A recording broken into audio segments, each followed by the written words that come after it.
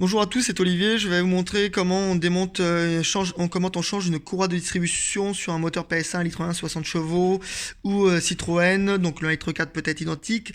Là-dessus, on n'a pas besoin de démonter le support moteur comme vous pouvez le voir. Donc première chose, on débranche la batterie, on vide le liquide de refroidissement. Donc dans un bac. Une fois qu'on a fait ça, on va pouvoir enlever ici, hop, la patte en fer qui est sur le support moteur et qui est sur le moteur. On la met sur le côté, on enlève le cache en plastique noir qui est ici.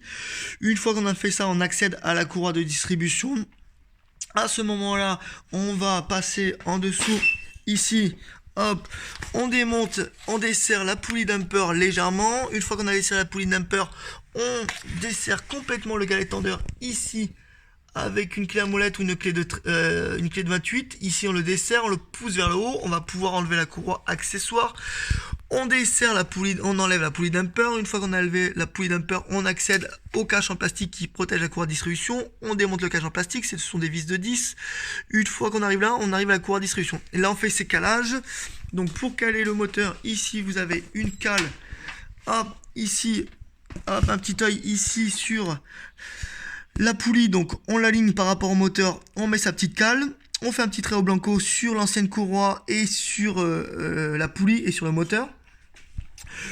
On cale aussi là en dessous, là-bas, vous avez aussi, il faut caler, mettre un objet coudé dans un orifice qui permet d'accéder à l'embrayage, aux dents.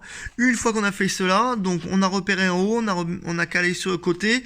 On va mettre aussi un repère en bas, c'est ce que je fais, sur la courroie et sur la courroie, sur la poulie surtout, et sur le moteur. Comme ça, je vais reporter les marques que j'ai fait sur mon ancienne courroie sur la nouvelle. Déjà, au moins, ça me permet aussi de savoir si je suis bien calé. Une fois qu'on a fait cela, on dessert là, ici, on dessert, donc clé de 13, on dessert l'ancien galet tendeur, on le dessert, on enlève la courroie, on démonte la pompe à eau, donc clé de 10, clé de 12 en haut, on change la pompe à eau, on nettoie un peu, c'est un joint en caoutchouc, donc il n'y a pas besoin de gros nettoyage. Et là, on va faire les tensions de la courroie. On remonte le tout, on remonte le galet tendeur, on remet sa courroie à ses repères, sa nouvelle courroie à ses repères. Et là, pour la première tension, il faut que le galet tendeur soit comme cela. Hop. Première tension, galet tendeur ici, donc sur le U qui est par rapport au moteur. On fait 4 tours de moteur, hop, ça va remonter légèrement. On refait une deuxième tension ici, on met son curseur ici sur la tension qui est la vraie, hein, c'est vraiment celle-ci qu'on va finir. Une fois qu'on a fait cela, on remet le liquide, on purge son moteur avec ici les deux vis de purge. Donc il y en a une qui va se situer ici sur le côté en bas. Voilà. Et une autre qui va se situer juste derrière. Voilà. Une fois qu'on a fait ça, on fait tourner son moteur. Donc on a bien sûr ses piges, on fait tourner le moteur, on attend qu'il se déclenche, on attend qu'il refroidit. Et une fois qu'il a refroidi, on revérifie la tension de sa courroie. Ça peut tendance à bouger.